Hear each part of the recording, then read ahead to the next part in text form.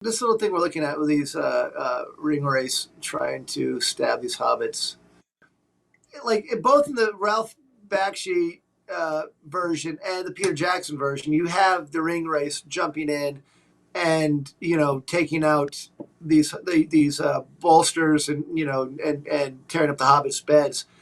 I don't think that was never stated explicitly in the book, and honestly, I think that it was probably Fernie and friends that because they had to break in through a window. I would ring race breaking through a window. You know what I'm talking about? Huh? Yeah. They would have known that the ring wasn't in there. I mean, the ring draws them, and they Yeah, that's a good point.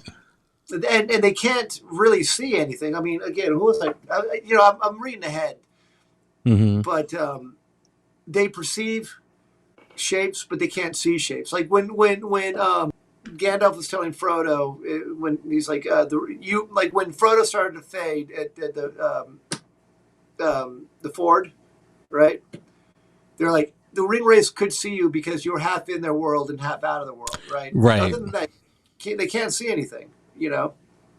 Well, I mean, yeah.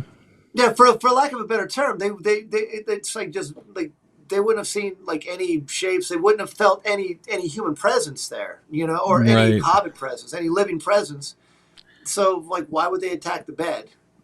I don't know. I mean, that is a good point. You'd think that. I mean, the hobbits were in that room, right? They were, but then. Well, no. Maybe here's the thing. This is my theory. Maybe there's residual ring power residue, like radioactivity, in a way. Right. Where the ring was in that room, so they felt that. So they were like their ring radar was probably going like kind of off the charts, and they're like, "We're here." The ring has been here, and they might have felt that they might have felt its presence, despite the fact that it actually wasn't in the room. Yeah, maybe, but there, Tolkien. I just rescued your dilemma. No. I think the dilemma. I honestly, I think it was Fernie and friends jumping through the window to. You don't think it was the ring wraiths? I don't. Not now. Because again, I saw it like in the Bakshi comic or the Bakshi adaptation. Yeah. In the Peter Jackson, it was all the ring. Like the ring race went in. It was like this very dramatic kind of. Right. It was a cool scene. Yeah, it was a great scene. Don't get me wrong, but right. Did that really happen? I don't know if that's actually how it went down. Yeah. Well, can we look at that scene real quick? Stay here and do not go to your rooms. They are sure to have found out which those are. The hobbit rooms have windows looking north and those close to the ground, so they know they're hobbits. They would be in those particular rooms. We will all remain together and bar the blah blah. As soon as tried to arouse them all, he led their way back to the rooms. When they saw that they were glad that they had taken his advice, the window had been forced open and were swinging and the curtains were flapping. Matt was torn to pieces.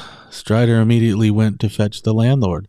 Poor Mr. Butterbird looked sleepy and frightened. So Jackson made it explicit that it was the Nazgul who came in and messed up this bed and stabbed it with their swords. But it's not. It could have been Fernie. Yeah, it could have been Southerners. But again, could have been your average ruffian. Right, but I think that Bakshi in the 79 Lord of the Rings, right? 78, 79, had the ring race, appear in the room. They did their thing and went and chopped it up. But like I said, I don't think that. It's not necessarily. I mean, visually, it's great. I mean, but I don't think it adds. You don't think it makes sense just because they wouldn't have been attracted to an empty room?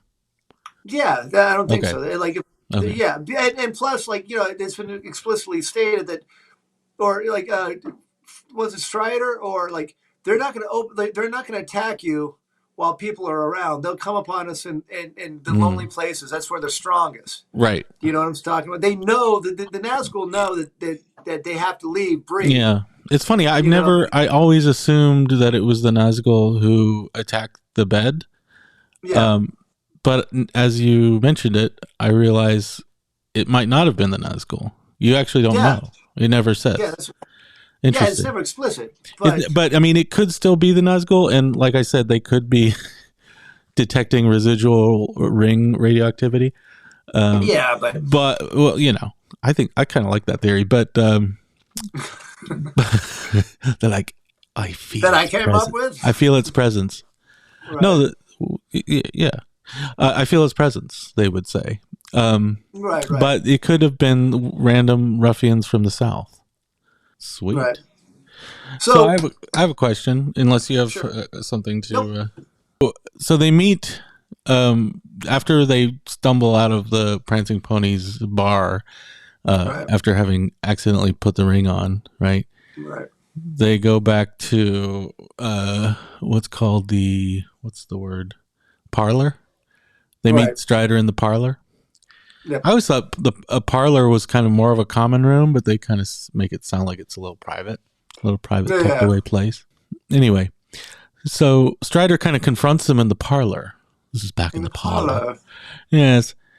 And go on then, says Frodo, what do you know? Too much, too many dark things, said Strider grimly. But as for your business, he got up and went to the door, opened it quickly and looked out. Then he shut it quietly and sat down again. I have quick ears, he went on, lowering his voice.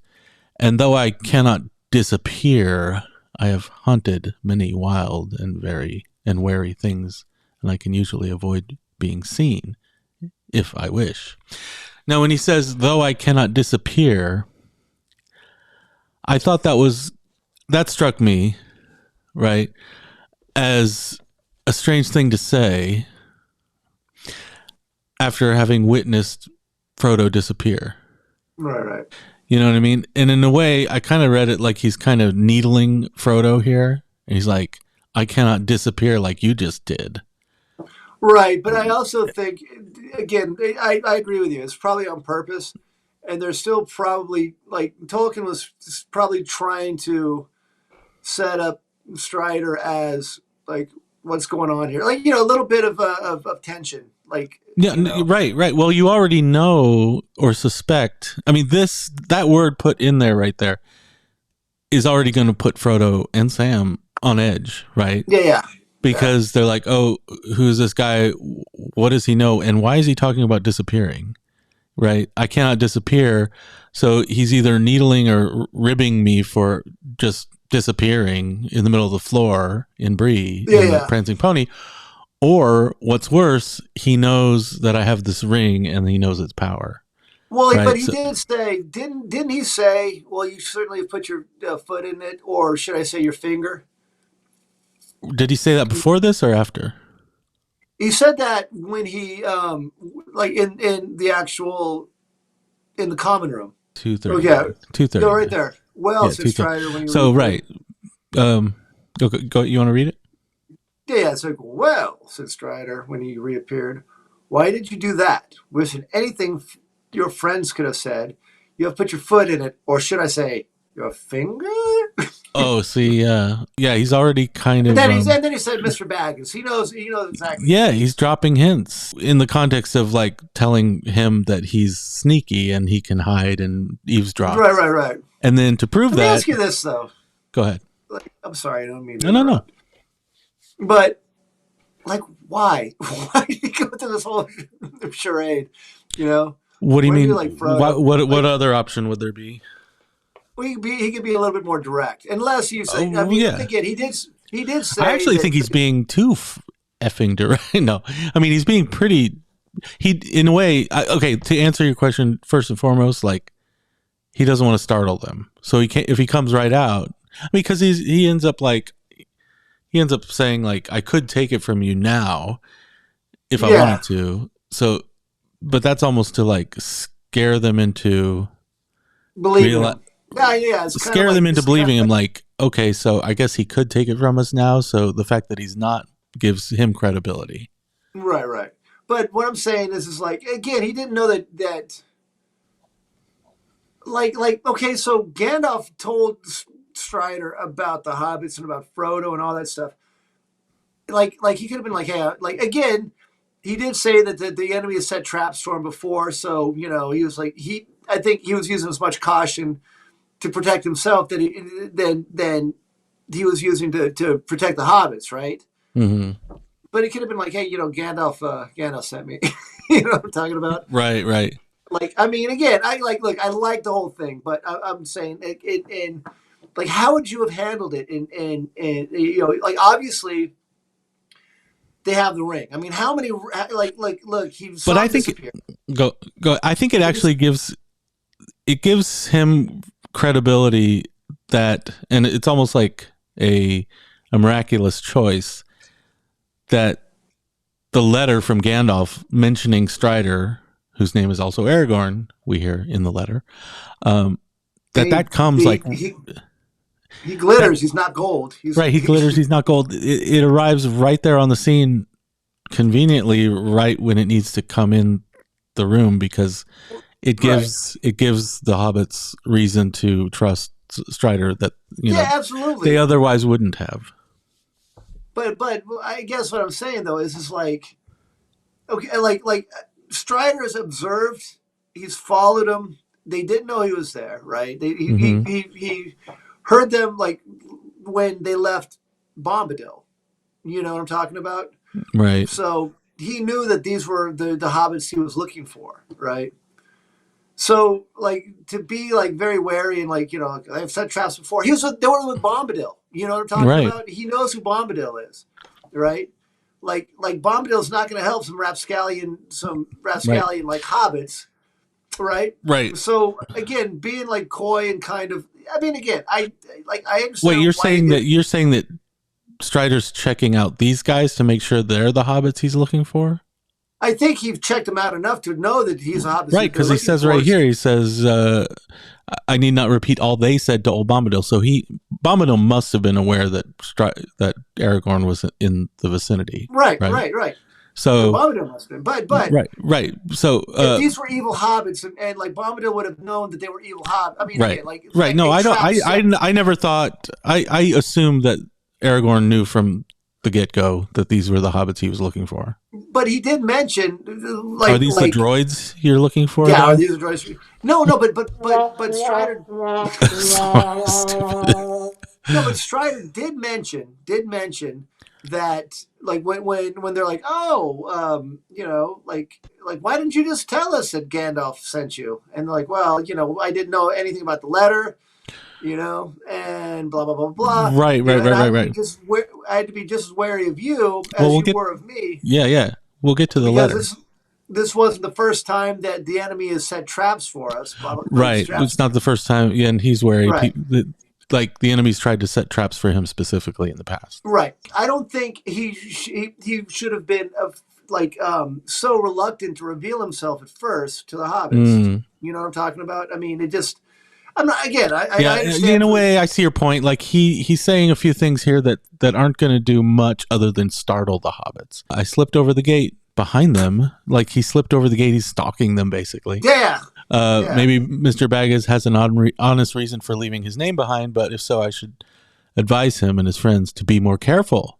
And then Frodo gets angry for the first time. Mr. Strider may have an honest reason for spying and eavesdropping, but if so, I should advise him to explain it. Ooh, very confrontational here.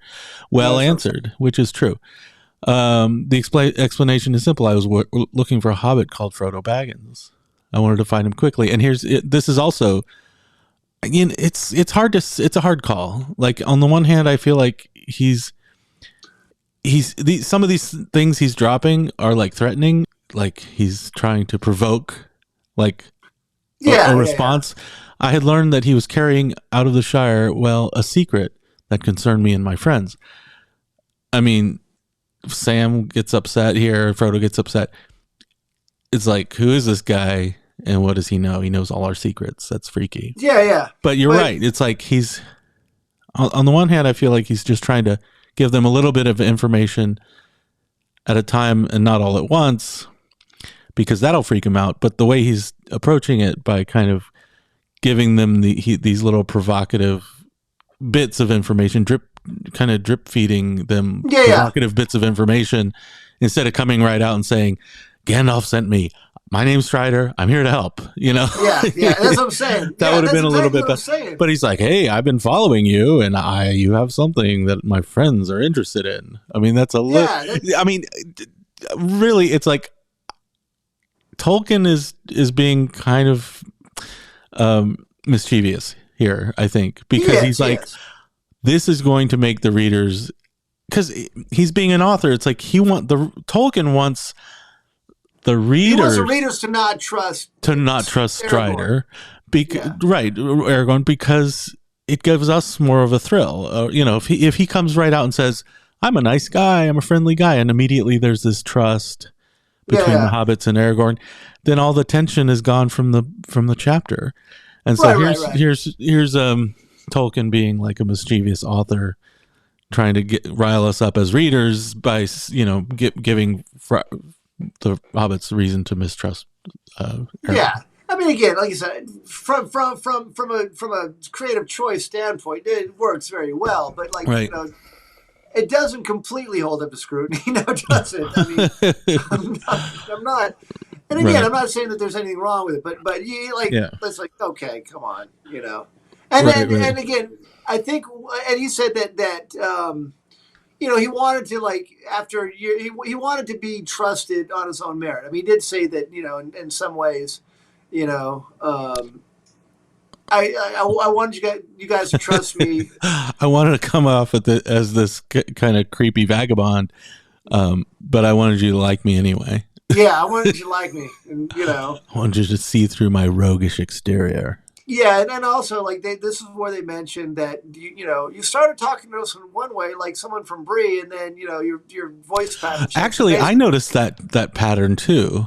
I don't know if it's important enough to find, but at the very beginning, when "Oh, you long."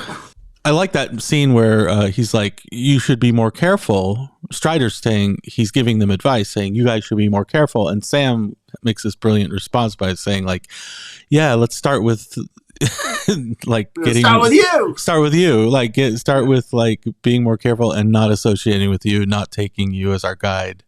Yeah. It's a great kind of rhetorical back and forth there.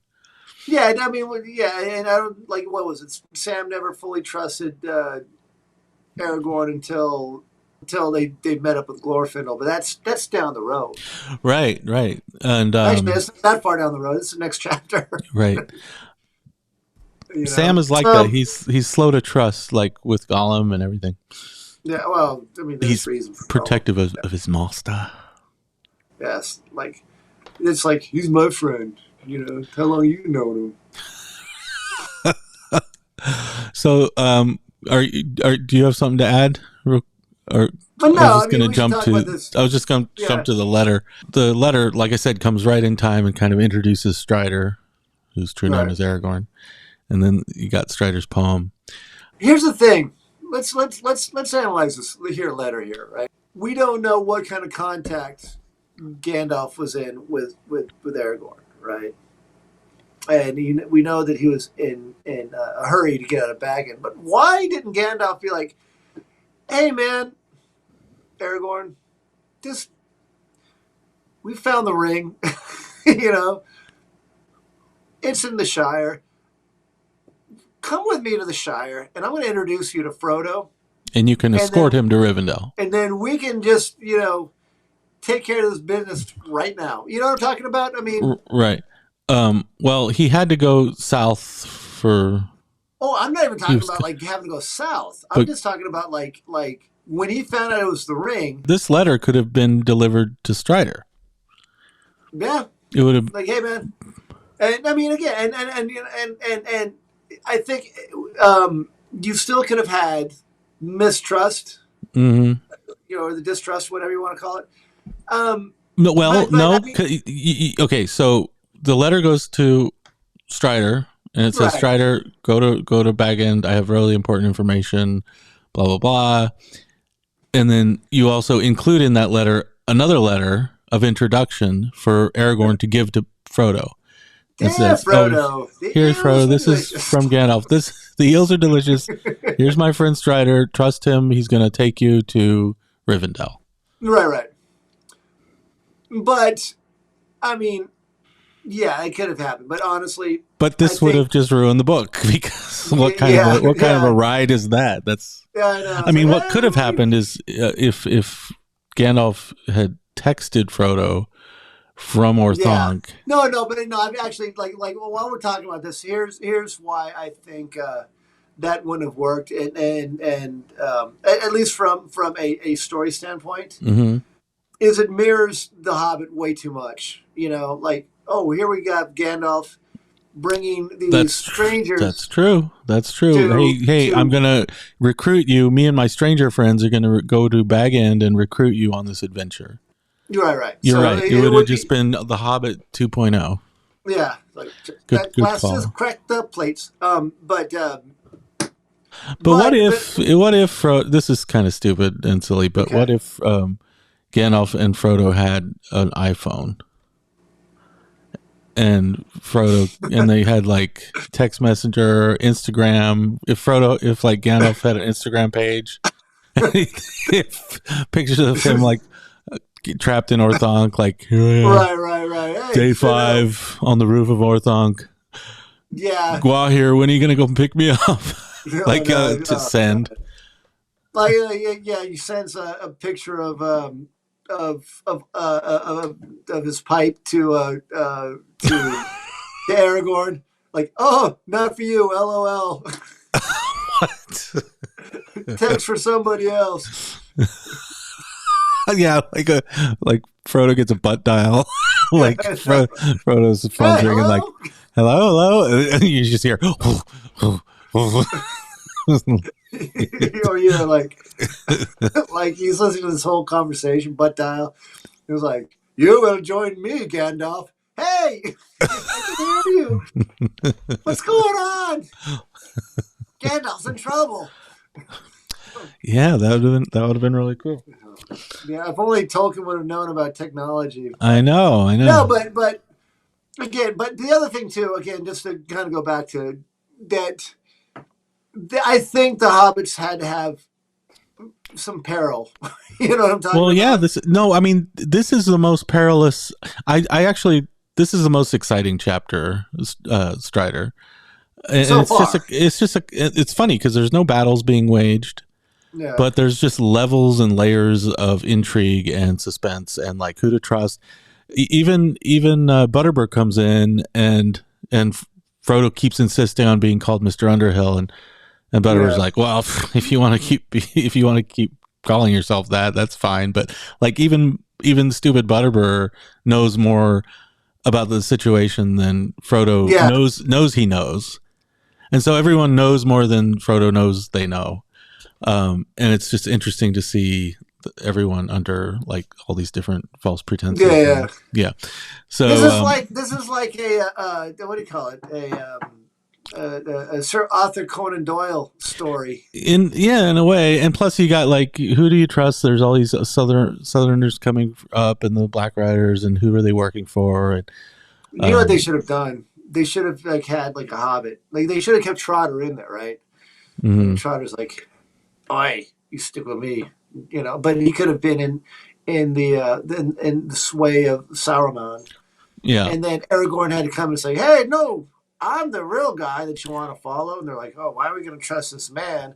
And then Trotter's like, "Yeah, I'm a Hobbit, bro. Me, like, I'll take you." And for some reason, this the idea of a Hobbit named Trotter. Isn't diarrhea like called the trots? Yeah, called the trots. So that's kind of that would be unfortunate. And you know what? Not that like, but Time Bandits didn't have a Trotter, but they had a Strutter. Right? A Strutter, yeah. Strutter. And, right. Trotter would have been right at home with the Time Bandits. Indeed, he would. In fact, I was thinking he kind of for some reason in my head when I think of a hobbit named Trotter, I think of the Lollipop Guild. Yeah, you know what though? Like that's the middle guy or one of the guys. It's like, oh, that's Trotter. No, like, dude, pull up the Time Bandits because, like the way that he comes off, it's like Randall. Boom. There he is. So which one's Randall and which one's Randall's on the right. Fidget's on. No, that's Fidget on the left. It's Fidget on the left. Okay. Yes. Yes, they could be Trotters as well. Yeah. Would Trotter be wearing a World War I fighter's ace leather helmet? Yeah, that's what I'm saying. Like just yeah. I see him in boots and a like a biplane helmet. Yeah, that's what I'm saying. That's Trotter right That's there. Trotter, yeah. And he's even got a map. He's like, oh, we just walked to Mordor with Trot there. Yes. Where it's like, Sauron, why are you texting me, man? I don't have your ring. I don't have your ring, bro.